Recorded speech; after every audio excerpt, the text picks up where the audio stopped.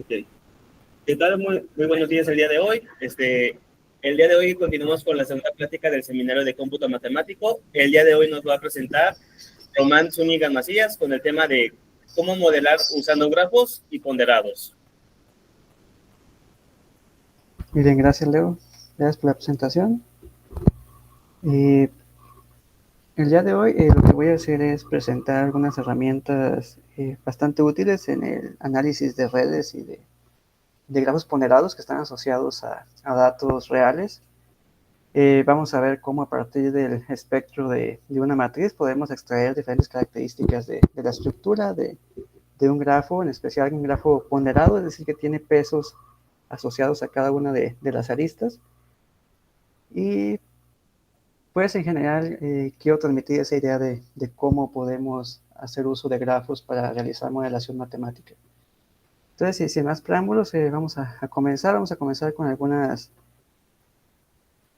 definiciones básicas de teoría de grafos, para quien no esté tan familiarizado con ese tipo de temas. Eh, Primero que nada, ¿qué es un grafo? Un grafo en un sentido más abstracto. Pues un grafo es cualquier estructura que esté compuesta por un conjunto de objetos o de entidades, donde algunos pares de estos objetos están relacionados entre sí. Eh, de manera matemática, a estos objetos los representamos a través de nodos o vértices, y las relaciones que hay entre cada par de ellos las establecemos a través de aristas o de enlaces, ¿no? Entonces, en el sentido abstracto, pues nada más tenemos un conjunto de objetos en el que a través de una relación que tú defines, puedes crear aristas entre ellos eh, para, para denotar que existe una interacción entre tales objetos, ¿no? Entonces, eso de manera general, eso es un grafo. Y ya de manera más formal, ya de manera matemática, un grafo general es un par ordenado G, compuesto por dos conjuntos, un conjunto no vacío V, que va a ser el conjunto de nodos, y un conjunto E, que va a ser una familia finita de pares de elementos de los nodos, ¿no? De pares de elementos de B. Si estos pares que conforman la familia E son no ordenados, es decir, que no nos importa el, el orden en el que se encuentra cada uno de estos pares, entonces vamos a referir a este grafo como un grafo no dirigido, mientras que en el caso de que sean pares ordenados, es decir, de que nuestro conjunto E sea su conjunto del producto cartesiano de B con B, entonces vamos a decir que este grafo es un grafo dirigido o direccionado, ¿no? También se le llama digrafo, de hecho, ¿no? Entonces, en el sentido más general, a través de esta definición de grafo, vemos que no hay restricciones primero en que las aristas pueden tener o no tener dirección, como en este grafo que estamos viendo de ejemplo en esta imagen. Vemos que también se permiten autoaristas o lazos. Esta arista, por ejemplo, que posee el nodo número 2, una arista consigo mismo. Y también las multiaristas, ¿no? Que entre 2 y 3, 3 y 4 y 4 y 5 podemos ver que hay múltiples enlaces, ¿no? Por lo tanto, eh, no hay restricciones en el sentido más general de un grafo respecto a cómo pueden ser estas conexiones, ¿no? Puede haber lazos, puede haber multiaristas, puede haber direcciones, ¿no? En cuanto a las conexiones entre cada par de nodos, ¿no? Sin embargo, nosotros nos vamos a restringir más a otros tipos de grafos un poco más simples, menos generales. Eh, y para ello voy a introducir estas definiciones, que son principalmente los tipos de grafo con los que vamos a estar lidiando en esta plática.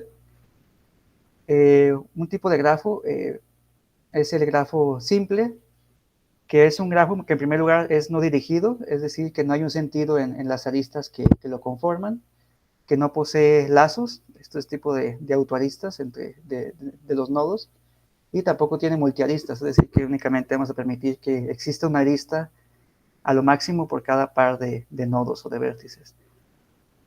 Y es decir, esto lo podemos resumir en que el conjunto de aristas va a estar dado por todos los pares no ordenados XY, con X diferente de Y, ¿no? Tales que X y Y pertenecen al conjunto de nodos. Y por otro lado, que la parte central también de esta plática, pues es los grafos ponderados, ¿no? Los grafos ponderados simplemente los vamos a tomar como grafos ponderados por aristas. También se pueden hacer grafos ponderados por nodos, pero en este caso nos importa asignarle un peso a las aristas, más que a los nodos. Entonces, este grafo ponderado por aristas lo que nos permite es establecer una fuerza de la interacción entre cada par de nodos que están conectados por dicha arista, ¿no? En lugar de solamente establecer que existe una relación entre los nodos, tú estableces que existe un peso, ¿no? Un nivel de interacción entre dichos nodos, y no solamente que existe una relación entre tales nodos. Por otro lado, otro tipo de grafo bastante común es el grafo completo, ¿no? Que es un grafo simple en el que cada par de nodos distintos son adyacentes. Es decir, es un grafo en el que todas las posibles conexiones entre nodos distintos están, ¿no? O forman parte de este grafo, ¿no? Este grafo tiene todas las posibles aristas que puede tener el grafo.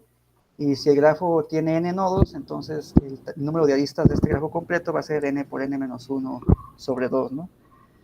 Y por último, otro concepto que necesitamos para esta plática es el de grafo conexo o grafo conectado, que básicamente es que no puede ser expresado como la unión de dos grafos, ¿no? Eso es un grafo conexo.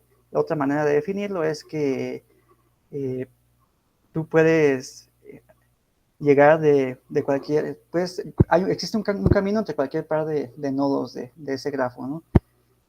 Es decir, por ejemplo, en este grafo que tenemos en esta diapositiva, este grafo es un grafo conexo porque independientemente del par de nodos que elijamos, podemos encontrar un camino o una sucesión de aristas que nos lleve de un nodo al otro, ¿no?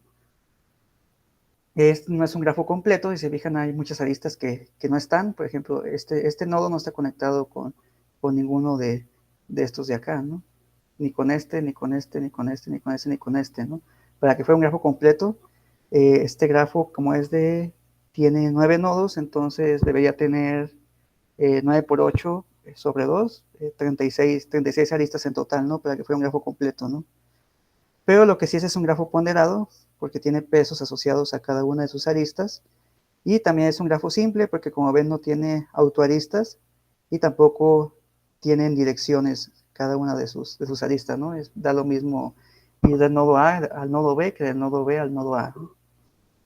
Entonces, en general, como que este tipo de objetos como el que estamos viendo aquí, son con los que vamos a estar trabajando en esta plática. Y pues claro, una forma de abordar o de estudiar los grafos es a través de matrices, ¿no? De matrices que estén asociadas a cada uno de estos grafos, ¿no? Entonces, en lugar de trabajar con el objeto abstracto del grafo, pues lo que hace es trabajar con la matriz que está asociada a dicho grafo. Entonces, vamos a considerar que tenemos un grafo, otra vez, con conjunto de nodos B y conjunto de aristas E, tal que el número de nodos del grafo es igual a n y el número de aristas es igual a p. Podemos construir una matriz de adyacencias que represente a dicho grafo, una matriz cuadrada de tamaño n por n, que es una matriz binaria, de hecho, y que su componente va a ser igual a 1, solo si los nodos I y J están conectados. Por otro lado, otra matriz que también está asociada al grafo, pues es la matriz de pesos de las aristas, que es una matriz, aquí vamos a considerar nada más pesos no negativos. Es una matriz de tamaño cuadrado, con entradas reales no negativas, y que a cada arista de grafo le asigna un peso. Si el peso es igual a 0, quiere decir que no existe conexión entre los nodos correspondientes, ¿no?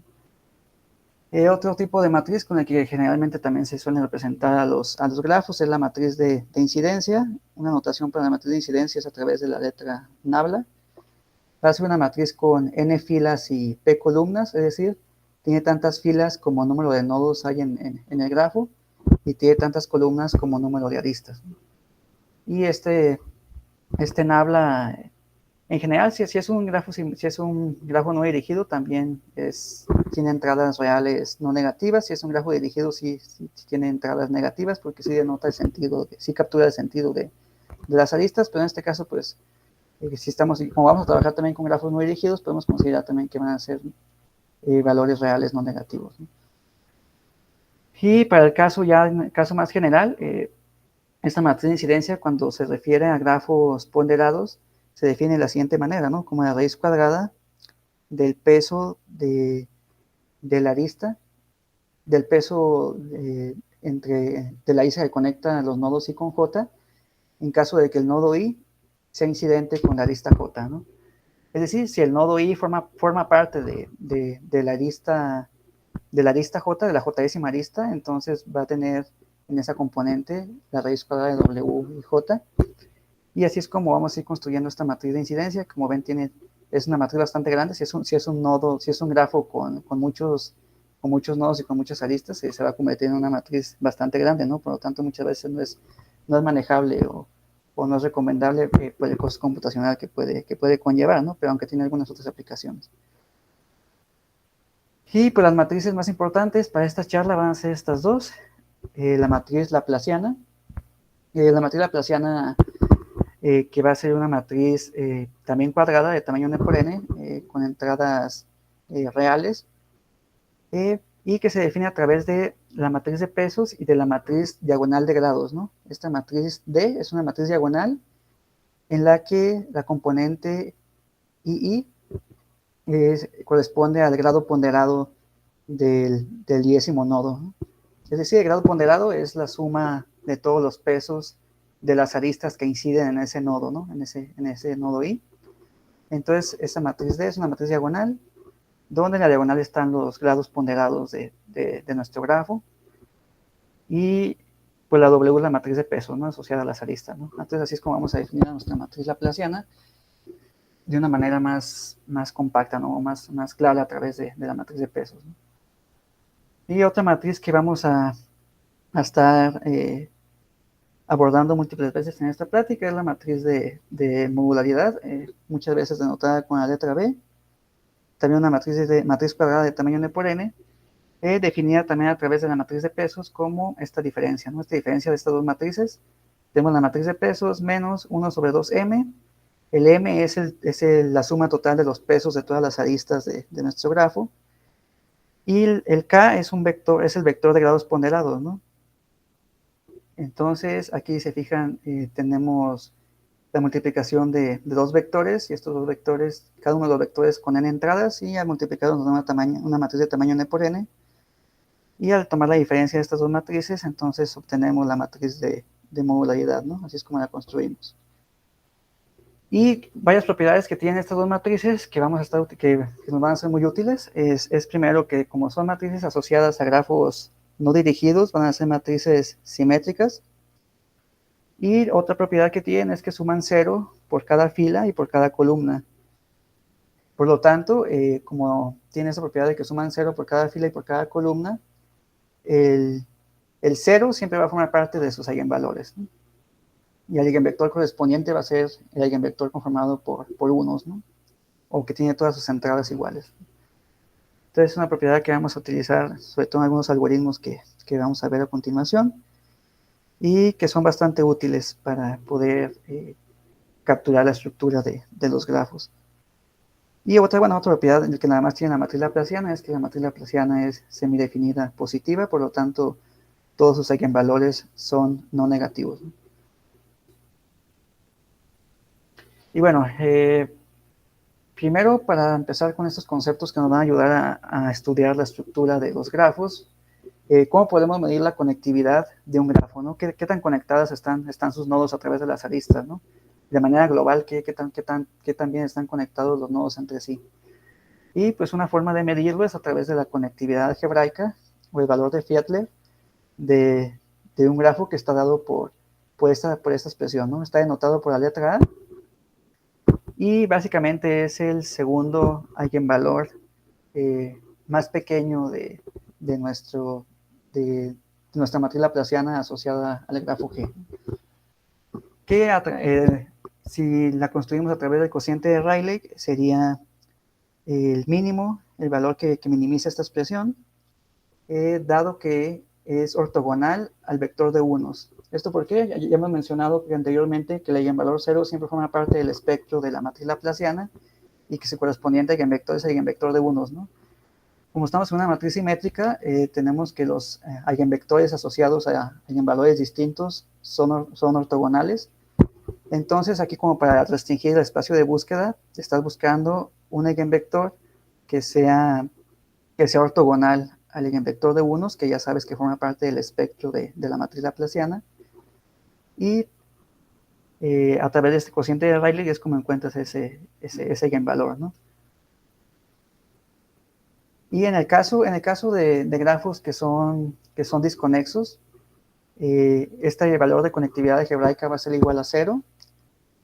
Y en el caso de grafos que sí sean conexos o que sí estén conectados, este valor va a ser positivo, ¿no? Y va a ser igual al segundo, de hecho va a ser igual al eigenvalor positivo más pequeño que tiene la matriz laplaciana de nuestro grafo. Y pues un teorema también bastante útil muchas veces y que también nos está diciendo que el espectro de esta matriz laplaciana está reflejando propiedades estructurales del grafo, es este que nos dice que si tenemos un grafo que es no direccionado y digamos que tiene R componentes conexas, más bien va a tener R componentes conexas si solo si la multiplicidad algebraica del eigenvalor 0 de su matriz laplaciana es R, ¿no? Entonces eso quiere decir que la multiplicidad algebraica del eigenvalor 0 de la matriz laplaciana nos va a decir cuántas componentes conexas tiene nuestro grafo, ¿no? En el caso de grafos conexos, como la multiplicidad de este eigenvalor 0 es 1, pues nos está diciendo que únicamente tiene una componente conexa y que el grafo es conexo, ¿no? Y algo que vamos a estudiar en esta plática es las comunidades en un grafo. Si tenemos un grafo que digamos que tiene una estructura de comunidades, esa estructura de comunidades se presenta cuando hay una alta densidad de aristas dentro de algunos grupos de nodos, mientras que entre nodos que pertenecen a grupos distintos existen pocas aristas. Como se ve en este ejemplo, vemos que primero los nodos que pertenecen a una misma comunidad están coloreados están de mismo color, y que entre nodos que pertenecen a la misma comunidad existen muchas aristas, pero que las conexiones entre nodos de diferentes comunidades o de diferentes grupos de nodos son escasas, ¿no? Son muy pocas, ¿no? Entonces ese tipo de fenómeno que en un grafo se denomina estructura de comunidades. Y pues además cuando tenemos el caso particular de que el grafo es ponderado, entonces esta estructura de comunidades todavía se hace más evidente porque los pesos entre aristas de nodos que pertenecen a la misma comunidad son mucho más grandes que los pesos entre nodos de diferentes comunidades, ¿no? O de diferentes grupos. Entonces aquí, por ejemplo, tenemos que las conexiones entre nodos de diferentes grupos son más débiles. Aquí se denota a través del grosor de la arista vemos la magnitud de los pesos. Entonces vemos que dentro de cada comunidad existen pesos mucho más grandes, ¿no? Que entre nodos de diferentes comunidades. Entonces a esto le vamos a llamar estructura de comunidades. Y una forma de medir qué tan buena es la partición que obtienes en comunidades de tu grafo es a través de la función de modularidad, denotada con la letra Q. Y esta inicialmente se introdujo para grafos simples. Newman la introdujo para grafos simples. Y se definía a través de la diferencia entre el número de enlaces existentes dentro de las comunidades y el número de enlaces que se esperarían en una red aleatoria equivalente. Esto es una red que tiene la misma cantidad de nodos y de aristas, pero en el que las aristas son asignadas de manera aleatoria, ¿no? Entonces, a través de esta expresión podemos medir qué tan buena es la partición de un grafo. Aquí la A y J, pues es la componente IJ de nuestra matriz de adyacencias. La M en este caso, que es un grafo, si primero lo tomamos como un grafo simple, la M sería el total de aristas que existen en nuestra red. El KI es el grado de nuestro iésimo nodo, el KJ es el grado de nuestro jésimo nodo. Bueno, algo que mencioné, el grado de un nodo es la cantidad de aristas que inciden en ese nodo, ¿no? Ya en este caso, como son grafos no dirigidos, ya sea la cantidad de aristas que entran o que salen de dicho nodo, ¿no? Y tenemos esta delta de Kronecker, ¿no? Delta de Kronecker que va a ser igual a 1 cuando la comunidad del 10º nodo es la misma que la comunidad del j10º nodo, y va a ser igual a 0 en el caso contrario. Y aquí vemos otra forma de calcular la matriz de modalidad que anteriormente ya habíamos mencionado, pero ya componente por componente sería dada por esta expresión, ¿no? Es la matriz, la componente IJ de nuestra matriz de adyacencias menos este producto, ¿no? Este cociente, ¿no? Del KI por KJ sobre 2M, ¿no? Y pues esta noción de modularidad o de qué tan buena es la partición de un grafo también se extiende fácilmente a grafos ponderados, ¿no? En lugar de la M, y en lugar de que la M sea el total de aristas, tomas la M como el total de pesos de las aristas de tu grafo. En lugar de la A y J, tomas la matriz de pesos, aquí sería W y J. Aquí en lugar de que sea el grado, vas a tomar el grado ponderado, es decir, la suma de todos los pesos de las aristas que inciden en el 10º nodo, y pues el resto permanece igual, ¿no? Y ya se fijan, aquí recorremos básicamente todas las combinaciones de pares de nodos de nuestro grafo G, ¿no? Entonces, un primer algoritmo que aprovecha estas propiedades, las propiedades espectrales de nuestra matriz, en este caso de nuestra matriz laplaciana, para poder crear una partición de un grafo, es el clustering espectral no normalizado. Ya este clustering espectral clásico fue el primero que se propuso. Ya actualmente, como existen muchas versiones del clustering espectral, pues ya le pusieron este adjetivo, ¿no? De no normalizado, ¿no? Que básicamente consta de los siguientes pasos. Entonces, este algoritmo es un algoritmo para crear una partición de nuestro grafo utilizando el espectro de la matriz laplaciana. Si queremos obtener una partición de nuestro grafo en K comunidades, vamos a tomar los primeros K eigenvectores de nuestra matriz laplaciana. En primer lugar, vamos a ordenar de manera ascendente los eigenvalores de nuestra matriz laplaciana, de menor a mayor, y pues, sus correspondientes eigenvectores, ¿no? Entonces vamos a tomar los primeros K eigenvectores. Una vez que ya están ordenados, tomamos los primeros K eigenvectores de la matriz laplaciana y vamos a construir una matriz U de tamaño n por k, donde cada uno de estos K eigenvectores van a ser sus columnas, ¿no? Y posteriormente, lo que vamos a hacer es aplicar únicamente el algoritmo de K-means. Vamos a tomar esta matriz U como si fuera nuestra matriz de datos, en la que tenemos n filas o n datos, n objetos, y cada uno de esos n objetos tiene k características dadas por las entradas de los K eigenvectores, y aplicamos el algoritmo de K-means, este algoritmo de K-means que es usado para hacer clustering, ¿no? Clustering en datos, y así es como tenemos una partición de nuestro grafo en estas K comunidades. Y bueno, lo que vamos a hacer ahora es todos los conceptos que hemos visto hasta el momento los vamos a ver a través de código. Aquí déjenme, veo en el chat, no sé si se los pueden compartir, eso se me pasó, creo. Aquí está. A ver. Hay un repositorio en GitHub donde está todo el código que vamos a ver aquí, por si quieren abrirlo. Ahí están todos los archivos de datos que vamos a utilizar, y también están todos los códigos, todo el código, de hecho, en un archivo de Colab, ¿no? De Google Colaboratorio.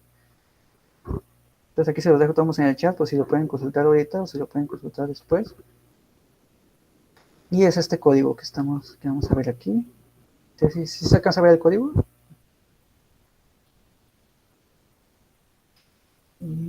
Sí, sí se alcanza a ver.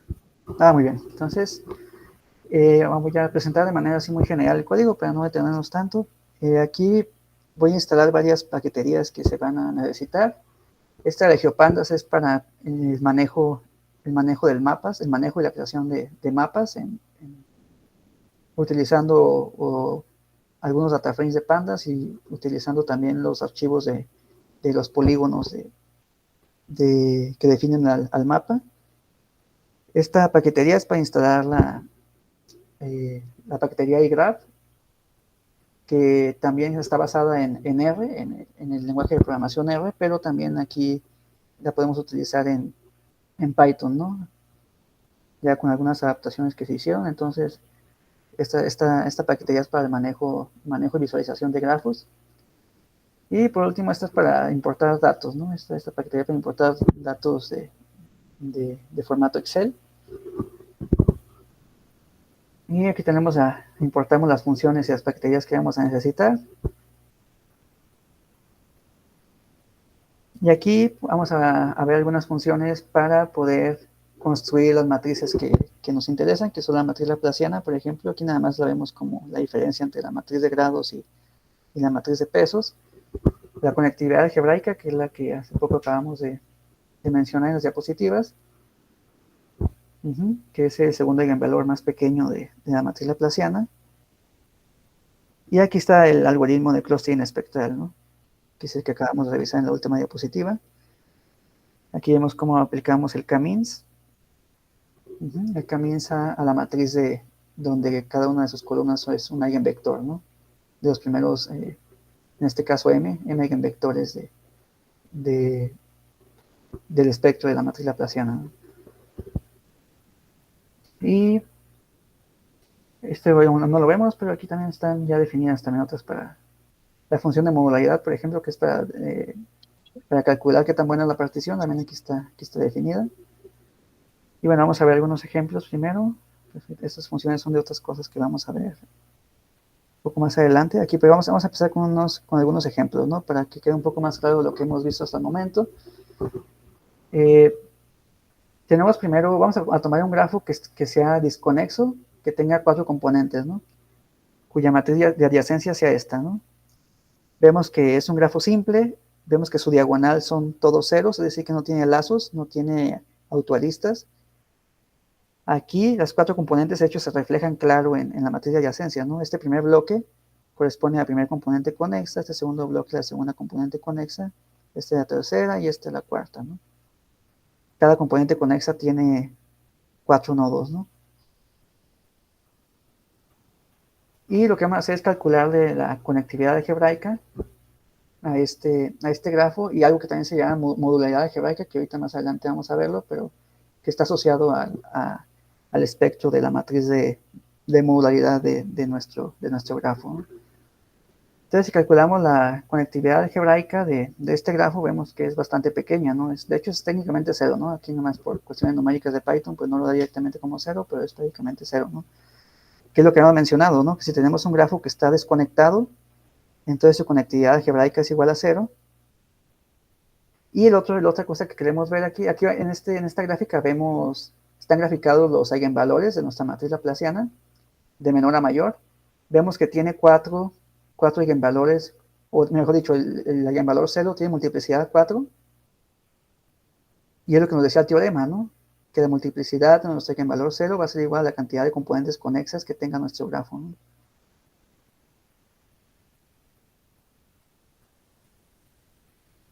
Y si aplicamos el clustering espectral, este algoritmo que acabamos de describir, este es el grafo que teníamos inicialmente. Aquí están las 4 componentes conexas.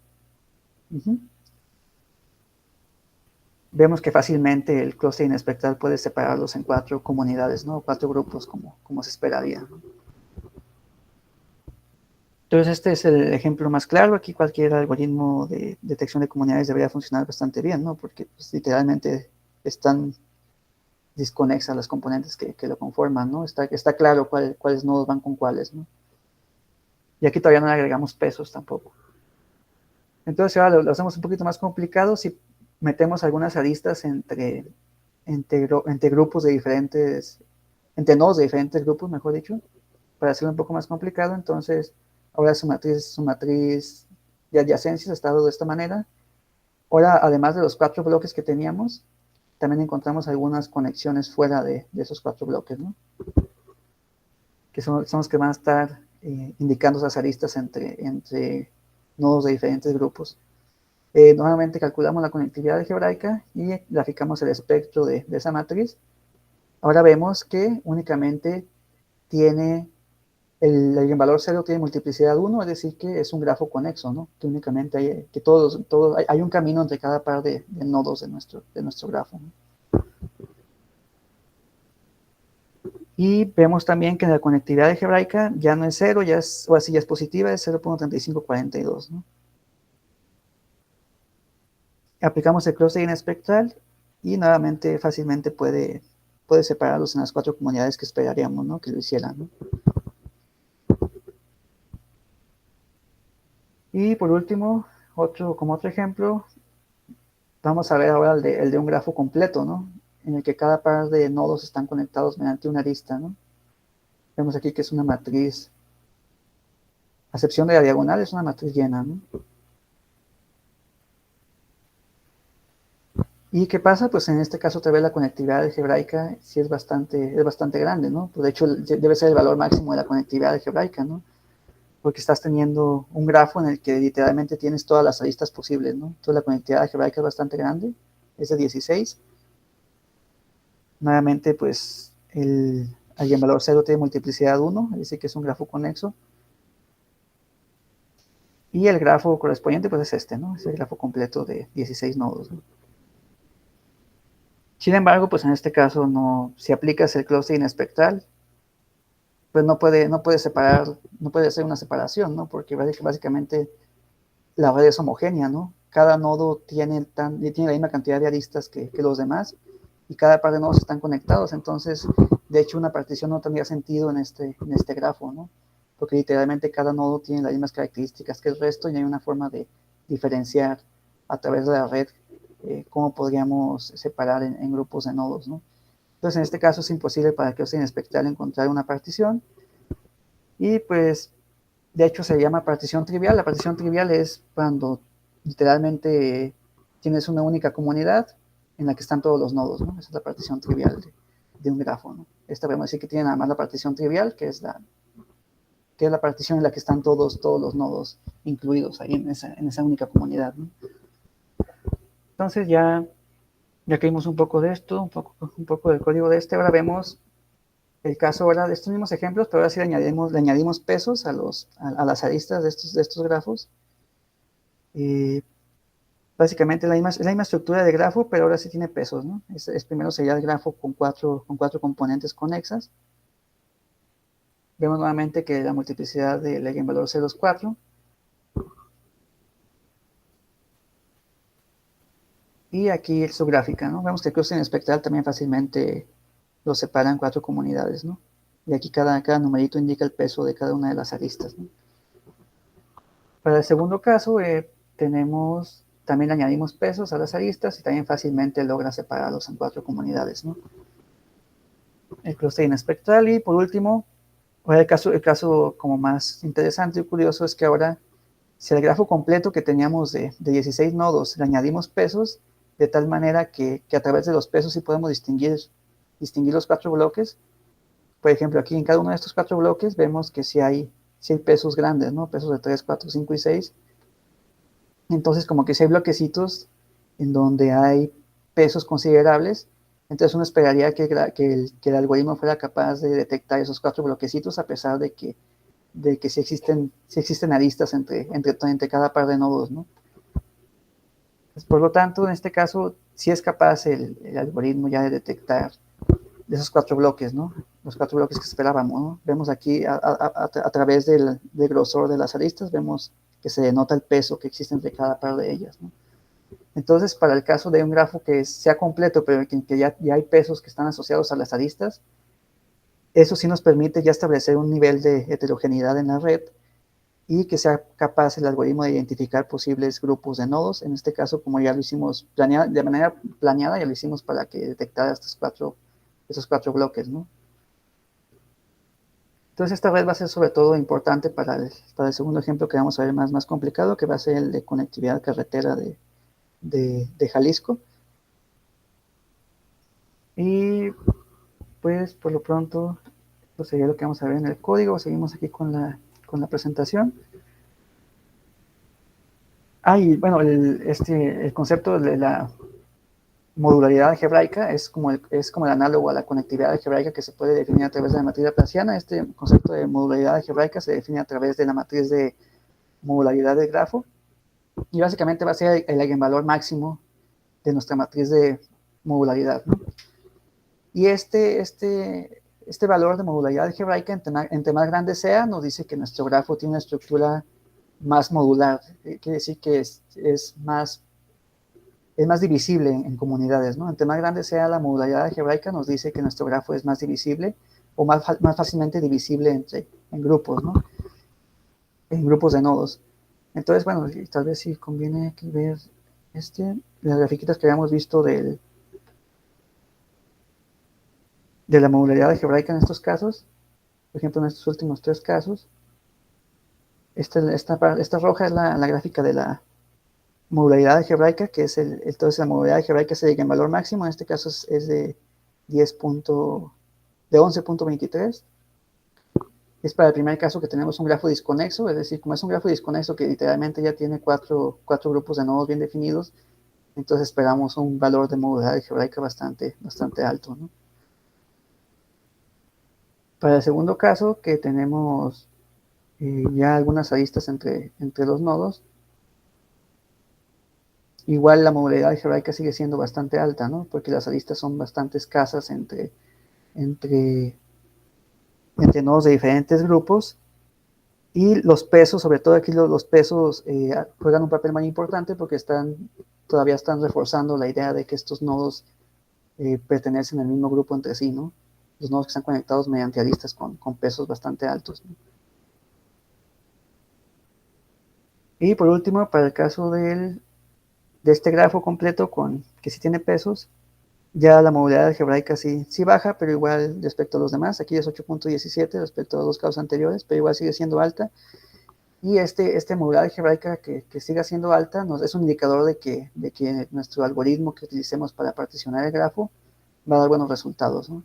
Entonces, en este caso, como en los 3 casos obtuvimos un valor de modularidad algebraica alto, quiere decir que entonces que no es difícil detectar comunidades dentro de nuestro grafo, ¿no? Es decir, que nuestros algoritmos van a ser exitosos, ¿no? En cualquier algoritmo que apliquemos de detección de comunidades, en este caso el clustering espectral, va a ser exitoso encontrando comunidades, ¿no? Y bueno, basándonos en esta matriz de modularidad, que también hemos mencionado en varias ocasiones, se realizó Newman propuso una mejora del clustering espectral que nos da particiones en comunidades que son más coherentes o más sensatas a lo que uno esperaría encontrar.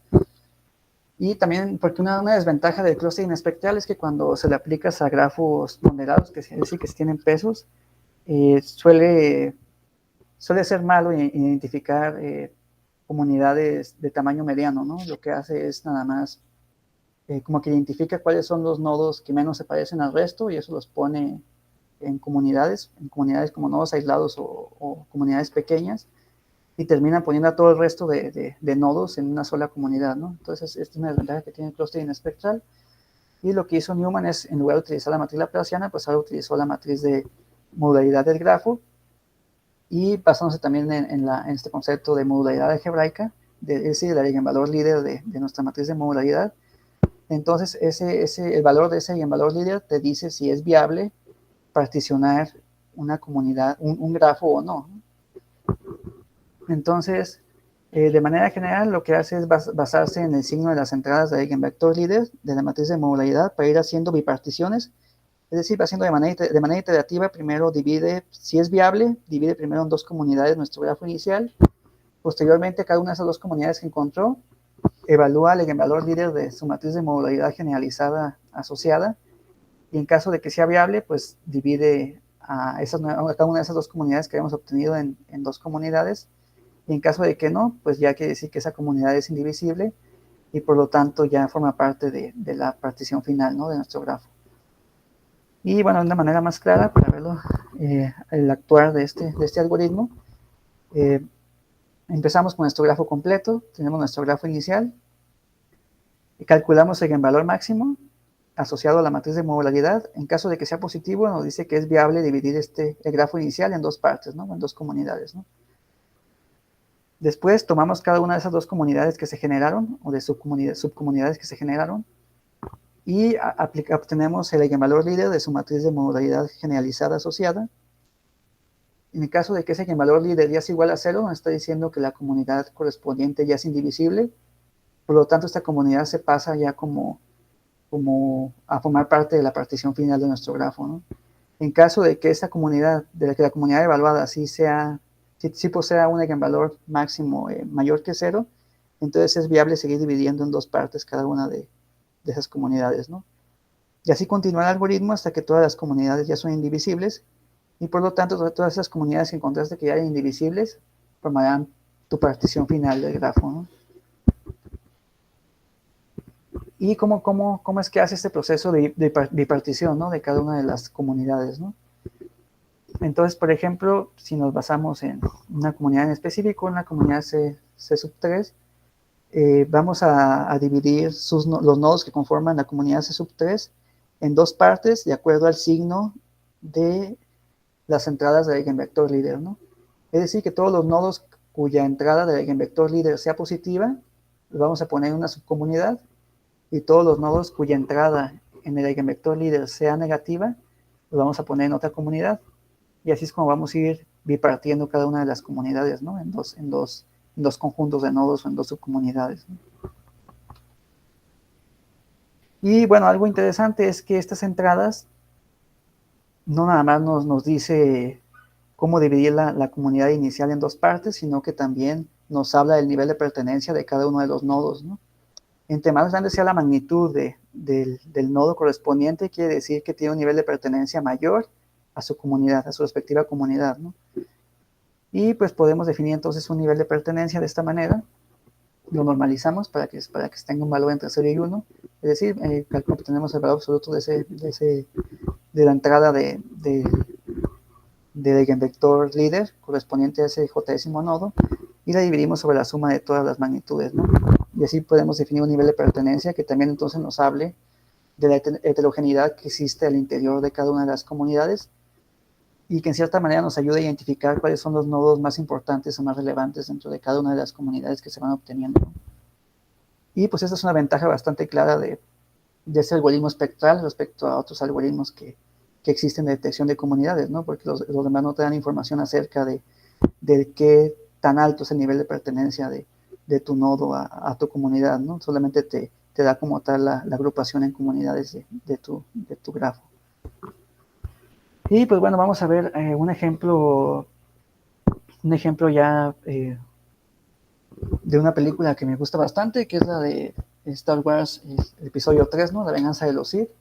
Existe una red que se creó con base en las escenas de cada una de las películas de Star Wars. Están ahí por ahí disponibles. Al final les paso también la fuente de estas redes o de estos datos, o si tienen curiosidad de checarla. Y básicamente como se construyó una red asociada a esta película de Star Wars es que cada nodo va a representar uno de los personajes de la película, y se van a crear aristas entre cada par de personajes que hablen juntos dentro de una misma escena, ¿no? Entonces vamos a ir analizando escena por escena. Entonces si en esa escena tenemos dos personajes que hablan entre sí, vamos a crear una arista, ¿no? Una arista entre ellos. Y posteriormente, para poder asignar el peso de cada arista, lo que se hace es contabilizar el número de escenas en que los personajes hablaron entre sí, ¿no? Interactuaron, ¿no? Entonces, de esta manera se puede construir un grafo asociado a una película, en este caso a Star Wars. Y bueno, los personajes que creo que los extras obviamente no los consideraron nada más los personajes principales, que consideraron como 24 personajes, que son los que están aquí. Ahí está Yoda, está Mace Windu, está el comandante Cody, Jar Jar, Plo Koon, ¿no? Darth Vader, Obi-Wan. Y lo que haremos entonces es encontrar una partición de este grafo en comunidades, ¿no? Y lo que obtenemos al aplicar este algoritmo nuevo, el algoritmo de Newman, o el algoritmo generalizado de Newman para grafos ponderados, encontramos esta partición, ¿no? Esta partición, todos los nodos que tienen el mismo color pertenecen a la misma comunidad. Y aquí, por ejemplo, Plo Koon, al parecer no tuvo interacción con ninguno del resto de los personajes, entonces es un nodo aislado. Y pues ese nodo no juega como la dinámica de la red, ¿no? Entonces prácticamente se queda también como al final como en una comunidad conformada por él mismo, nada más. Y pues el resto de nodos vemos que sí los está agrupando con otros nodos con los que tiene aristas de peso bastante significativo, ¿no? Y esto pues lo podemos ver de manera más detallada en el código.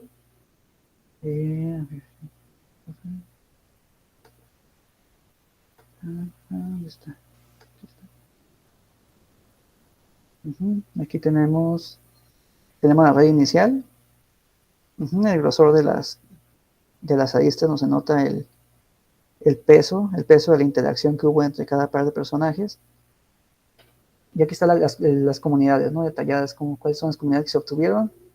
Este personaje que casi no interactuó con el resto de los personajes lo dejó en una comunidad conformada por él mismo nada más. Aquí vemos que en la comunidad 1 están diferentes personajes que sí interactúan bastante entre ellos, por ejemplo, como el senador Bail Organa, Citripio, Padme. En la comunidad 2 vemos que la mayoría de los villanos están aquí. Y curiosamente, Jar Jar, que nada más, de hecho, tuvo nada más interacciones con el emperador, pues el algoritmo decidió ponerlo junto con ellos, ¿no? Porque literalmente las únicas conexiones que tenía era con villanos, entonces por eso lo puso en la comunidad 2. Y en la comunidad 3 sí está un poco más combinada, pero también la mayoría de los Jedi están aquí, ¿no? Como Obi-Wan, como Yoda, como Mace Windu, ¿no? Y algunos comandantes que en su momento colaboraban con ellos, ¿no? En gran parte de la película, ¿no? Entonces parece que en general sí nos dio una partición razonable, al menos de lo que conocemos de la película, de las interacciones que hubo en la película.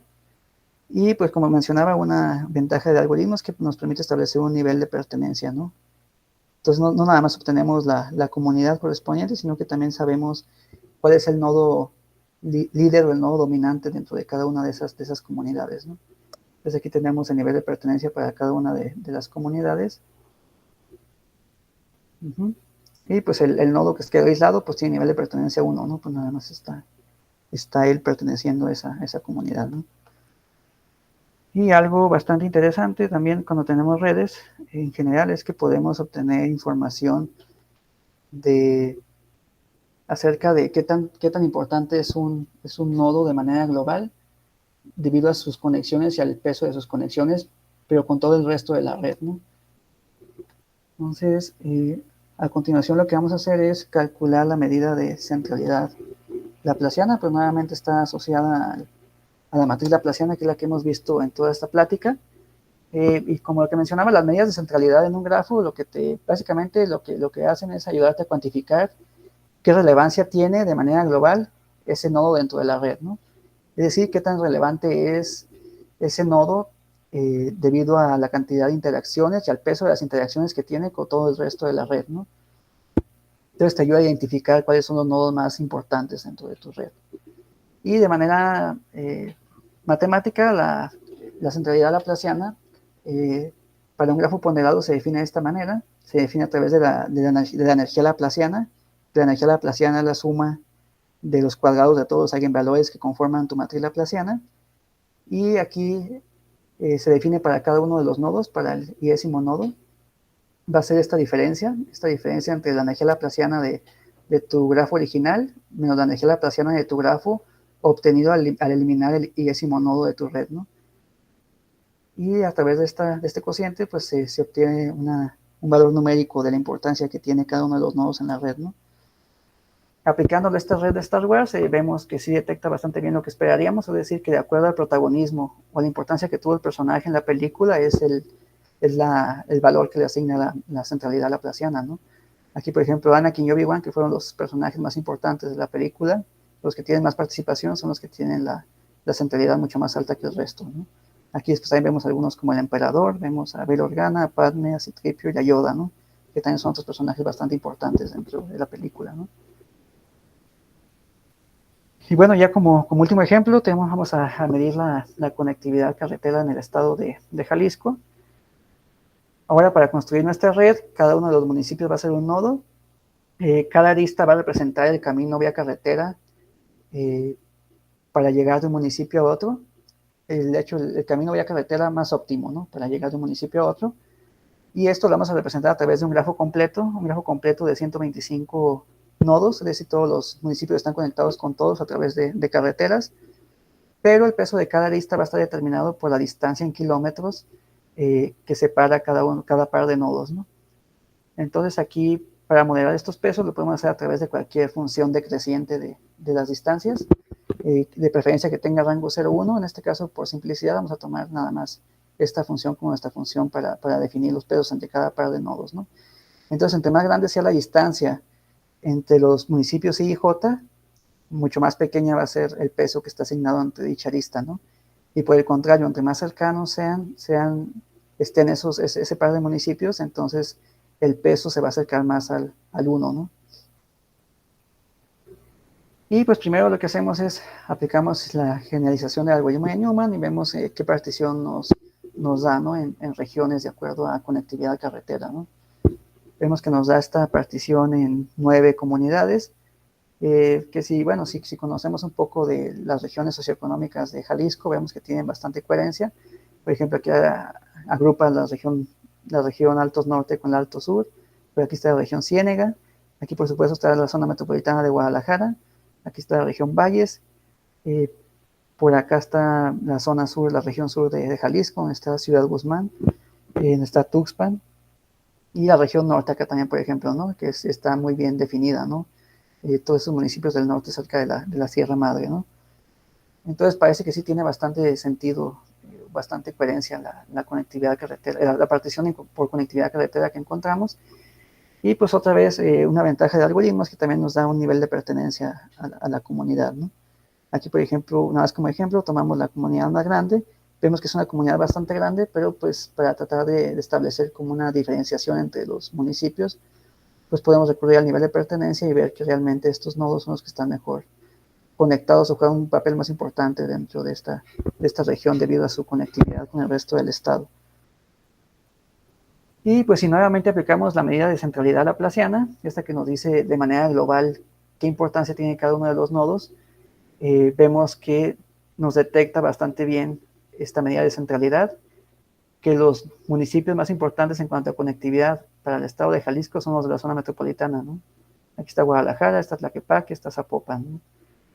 Y así conforme nos alejamos o nos vamos más a las partes más alejadas o más desconectadas, más aisladas del estado de Jalisco, vemos que tienen un nivel de centralidad mucho más bajo, ¿no? Y también este ejemplo también está en el código, pero también por cuestiones de tiempo ya no lo vamos a ver detalladamente, pero igual está disponible ahí en el código, ¿no? Entonces ya para cerrar esta plática, a manera de conclusiones, lo que quiero que también se lleven de esta plática es que pues el espectro de una matriz que esté asociada a un grafo no dirigido, en este caso también estamos aprovechando las propiedades de que son matrices simétricas porque son grafos no dirigidos, nos brinda información bastante útil acerca de su estructura y de las agrupaciones de sus nodos. Por otro lado, que el nivel de pertenencia de los nodos y las medidas de centralidad, en este caso utilizamos la centralidad laplaciana, pero existen diferentes medidas de centralidad, como la intermediación. El mismo grado también es una medida de centralidad bastante simple. Nos permiten establecer la relevancia que tienen los nodos en la red de manera local y global. Identificar estos nodos puede ser bastante importante, ¿no? Sobre todo en otro tipo de redes, por ejemplo, como las redes de marketing. Se utilizan análisis de redes sociales, por ejemplo, de la red de Facebook, ¿no?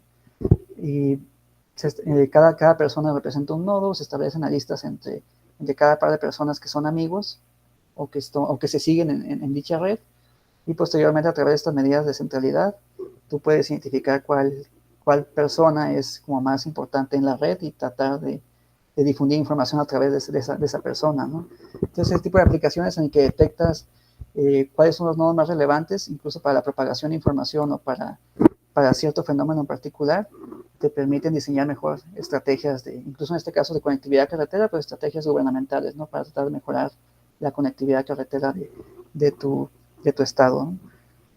Y por último, pues que modelar usando grafos ponderados nos permite caracterizar de mejor manera a un fenómeno que nosotros estemos estudiando, añadiendo información de alguna variable de interés a través de los pesos de las aristas, ¿no? Y pues las principales referencias de esta plática son estas. Aquí hay varios trabajos de Newman. Está también un trabajo sobre clustering espectral. Aquí un artículo que está en revisión, en el que he trabajado durante el doctorado, que ya detalla más otros algoritmos basados en estos, pero que son un poquito más sofisticados. Y este artículo que está bastante bueno sobre la centralidad laplaciana, ¿no? Para grafos ponderados. Y por último, las fuentes de los datos, ¿no? Tanto para la red de Star Wars, aquí están datos de las redes de Star Wars para las primeras 7 películas. Y también está aquí los datos de las distancias entre cada par de cabeceras municipales de los municipios, ¿no? De Jalisco. Entonces sería todo de mi parte. Muchas gracias por su atención y cualquier pregunta estoy a sus órdenes.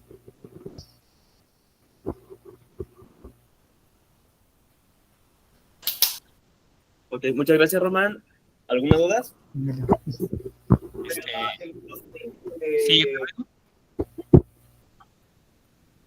¿Se me oigo o no me oigo? Sí. Ajá. ¿Sí me oyeron? Bueno, hola. ¿Sabes quién soy? Sí, ¿verdad? Sí. Bueno, hola. Oye, padre, tu plática, perdón que entré tarde, pero no te preocupes. me la ponen a la media, ¿no? No, fue mi culpa, de hecho. Ya ves. Oye, una pregunta así nada más. En este caso último que presentas de las conexiones de Jalisco, Ajá. Yo pensaría que no tendría que ser un grafo completo. Ajá. En el sentido de que tú utilizaste la tabla de distancias y no la de conexiones, ¿no? Entonces, mi pregunta concreta es, si tú utilizaras el grafo como son las conexiones realmente, porque, es decir, por ejemplo, pongo un ejemplo, para ir de Puerto Vallarta a Guadalajara, la tabla te da una distancia, pero terminas pasando por otros lugares, ¿no? Entonces, a mí lo que me hace pensar esto es que esa es la razón por la que los municipios en la región costa del este te dan más conectados. Entonces, lo que quisiera ver es si tengo razón o no tengo razón. Es decir, en la gráfica que mostraste que se ven azules, ¿no? Creo que es la que sigue de esa. Pensando que usaste la tabla de distancias, a mí me da sentido que los municipios de la derecha sean los más oscuros porque digamos que dan como, por como utilizaste la distancia, digamos que están en una situación como de más conectividad con muchos alrededor, o sea, a la derecha. Entonces, no sé si eso es un sesgo para el resultado, pues, eso es mi pregunta.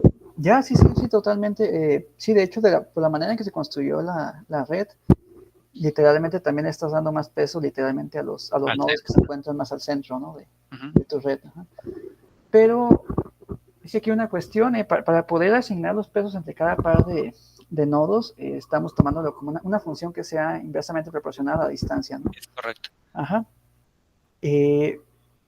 Y como estamos considerando la distancia vía óptima entre cada par de nodos, realmente sí queríamos considerar como, o sí se quería considerar, mejor dicho, literalmente cuál es la conectividad de cada municipio con todo el resto de los nodos de la red, ¿no? Ok. Literalmente, exactamente, como tratar de comparar con cada uno de los 124 municipios restantes, cuál sería como el nivel de conectividad que tiene con cada uno de esos 124, sobre todo pensando en que es cierto, bueno, como la razón de por qué tomar el grafo completo es que es cierto que puedes llegar en cierta manera como de una forma más directa entre cada par de municipios, sin considerar como los municipios intermedios que hay, ¿no? Porque por el hecho de que nada más estás tomando carreteras o autopistas, entonces no necesariamente tendrías que llegar como a la cabecera municipal de cada uno de los municipios, ¿no? Entonces como que nada más, como enfocando nada más en la parte de las carreteras y de los caminos, entonces nada más, por eso es que estamos considerando como que, pues cada arista es como representa literalmente el camino que hay que recorrer para llegar de un municipio a otro, ¿no? Sin tener que pasar a lo mejor tal vez por la cabecera municipal por todas las cabeceras municipales intermedias que podías pasar, pero creo que sí que, yo no había pensado, pero creo que sí se puede evitar muchos sesgos también si la planteas de otra manera en la que no incluyas todas las aristas, ¿no? Porque me parece que se está convirtiendo en un problema geométrico, ¿no? Sí, de hecho, sí. Entonces, digo que al final tiene que haber ese sesgo porque evidentemente si tú estás en la costa, no puedes tener tanta conectividad como si estás en el centro, o sea, eso es evidente, ¿no? Sí, claro que sí. Pero a lo mejor digo, en realidad no sé si este ejemplo lo pusiste para la charla o realmente es algo que haces, pues si lo viste para la charla, ignórame, pero si realmente es algo que te interesa, pues como lo de Star Wars y eso, pues a lo mejor esa sería una modificación, pues como razonable para, yo pensando en estos problemas de interés nacional, lo podrías atacar por ese lado porque la conectividad sí es clave. Entonces, o sea, pues, sí podría decir, es que este municipio no está conectado, pero no porque esté lejos del mundo, sino porque no está conectado, ¿no? O sea, ¿sí me entiendes? O sea, no es porque está perdido en la costa, ¿no? Ok, pero muchas felicidades, de hecho está padre tu trabajo. Sí, gracias, doctor. Sí, de hecho, pues actualmente no trabajo tanto con esto, pero sí, de hecho estábamos pensando en hacer un trabajo que refleje este tipo de conectividad, ¿no? En Jalisco específicamente, de hecho. Entonces, sí estamos viendo que había muchos sesgos en ese sentido. Pero no sabíamos también si el hecho, por ejemplo, de tomar nada más las colindancias geográficas entre los municipios también nos realmente la información. La conexión de que la gente llegue, ¿no? Exactamente, sí. O sea, si están juntos, pero no hay camino, pues es la misma. Exactamente. Sí. No, pero se puede hacer un híbrido, creo, correcto. entre ambos, exactamente. Sí, yo creo que tiene que ver con buscar las conexiones de carretera. Lo que pasa es que el problema va a ser que la información que te dé el INEGI no te la va a dar así. Entonces vas a tener que tener un procesamiento ahí muy, pero pues en realidad digo, tampoco es la gran cosa, pero sí tendrías que hacer el análisis, ¿no? Y tiene que ser automatizado, porque si lo has automatizado, pues lo puedes generalizar a lo que sea, a todo México, ¿no? A otro estado, no sé. Pues, bueno, sí, pues está bien. Si te animas a hacer algo por este lado, me dices, yo te ayudo. Sí, en serio, no es broma, no es broma. Luis Fernando sabe que tengo mucho tiempo libre. No es cierto, es broma, no tengo mucho tiempo libre, pero está chido. O sea, a mí estas cosas sí me gustan, pero la verdad es que nunca me he puesto a hacerlas así a fondo, ¿no? Sí salen cosas bastante interesantes, la verdad. Sí, claro. Muy bien. Pues muchas felicidades, Ron. Ya no te tengo porque van a decir que estoy aquí alargando la charla. Bye. Sí, no sé si hay otra pregunta por ahí. Sobre el clustering, como cuando agarraste el completo, pues te dio ese mismo, o sea, no te dio nada separado, pero para encontrar las regiones, ¿qué tanta diferencia debe de haber entre los pesos, entre las conexiones, para que las identifique? Ok, muy bien, sí, Luis, es una pregunta, de hecho, porque entre más heterogénea sea tu matriz de pesos, es decir, que desde el principio, desde que tú propones tu matriz de pesos, ya esté como más, estén mejor capturadas las diferencias que existen entre las conexiones, mejor va a ser el resultado, ¿no? O le vas a facilitar más el trabajo a tu algoritmo de clustering, a tu algoritmo de detección de comunidades, ¿no? Es decir, que desde el principio es preferible que los pesos los estés asignando de la manera más heterogénea posible o de la manera más diferenciada posible, ¿no? Que sean lo que literalmente los nodos que realmente estén cerca o que realmente tienen mucha interacción, que se vea reflejado eso más en la matriz de pesos, y que los nodos que casi no tienen interacción, que también se vea reflejado en la matriz de pesos con pesos bastante pequeños, ¿no? Casi despreciables, digamos, casi cercanos a cero, ¿no? ¿Qué es lo que hace esta función, ¿no? Esta función bastante sencilla, lo que hace es que cuando son, aquí la distancia máxima creo que entre un par de municipios de Jalisco es como de 700, 800 kilómetros, creo, ¿no? Que sería como de extremo a extremo, ¿no? De Jalisco, ¿no? Entonces, comparando el valor entre ese par de nodos, que ya casi sería cercano a cero, ya no figura tanto para la lista, comparado con otros valores entre, por ejemplo, municipios que tienen distancia de 20, 30, 40 kilómetros, entonces sí hay como diferentes escalas de los pesos, ¿no? Entonces, eso sí termina siendo determinante en facilitar el trabajo a tu algoritmo para que pueda discriminar o categorizar de mejor manera tus nodos en grupos, ¿no? Entonces sí es una parte crucial que cuando ustedes definieron tu matriz de pesos, desde ahí ya tú establezcas de una manera diferenciada o bastante clara cuando dos nodos realmente sí están conectados de una manera fuerte y cuando dos nodos tienen una conexión ya que es bastante débil o despreciable, ¿no? Gracias. Sí, de nada. Okay. Román, una última pregunta. Sí, adelante. Ajá. Bueno, ya ves que utilizas el manejo de matrices y dices que relación algebraica. Mi pregunta es, ¿estas matrices Para los nodos, las matrices dan información tal cual, no sé, los autovalores o eigenvectores ayudan en algo o son totalmente irrelevantes para los nodos. ¿Para los nodos dices? Que tú digas, esta matriz cumple que es definida positiva, tiene respuesta positiva, cosas así. ¿Tiene información que brinde a los nodos o no? Sí, pues, es que de hecho, estos algoritmos espectrales se llaman algoritmos espectrales para detección de comunidades, precisamente porque utilizan el espectro de alguna matriz asociada a tu grafo. Sí, de hecho, aquí, por ejemplo, la magnitud de las entradas del eigenvector, en este caso nada más, para el algoritmo de Newman, nada más se utiliza el eigenvector líder, ¿no? Que es el eigenvector asociado al eigenvalor máximo, ¿no? Entonces, en este caso, la magnitud de las entradas sí te hablan también del papel que juega tu nodo dentro de su, localmente, ¿no? Vamos a decir que es más localmente, la información que te da de tus nodos, tu espectro o tus eigenvectores es una información más local, de manera local que también está relacionado con los otros nodos que pertenecen a su propia comunidad, o también qué tanto está relacionado con nodos que pertenecen a otras comunidades, ¿no? Por ejemplo, un nivel de pertenencia bajo o una magnitud aquí en tu eigenvector baja, quería decir que tu nodo tiene muy pocas, o las conexiones que tiene con otros nodos de su misma comunidad son bastante débiles y que de hecho sí tiene como conexiones importantes con nodos de otras comunidades, ¿no? Es decir, que perfectamente ese nodo quizás podría pertenecer incluso a otra comunidad, ¿no? Porque por eso tiene nivel de pertenencia bajo, ¿no? Y pues por otro lado, la matriz laplaciana esta que es definida positiva, te fijas también para poder definir este algoritmo de clustering espectral no normalizado, estamos utilizando de hecho los eigenvectores, porque los eigenvectores, primeros eigenvectores sí nos están dando información también del papel que juega cada nodo localmente dentro de la red, ¿no? Entonces, yo diría que sí, también la magnitud de las entradas de los eigenvectores también te dicen información acerca de, localmente sobre todo, de los nodos, ¿no? Del papel que juegan tus nodos en tu red. Ok, muchas gracias. Sí, de nada, luego. ¿Alguna otra duda o pregunta? Si no hay más preguntas, le agradecemos a Román por esta plática. Bien, gracias por la invitación. Ok, Román, muchas gracias. Entonces, saludos, adiós. Adiós. Nos vemos. Muchas gracias.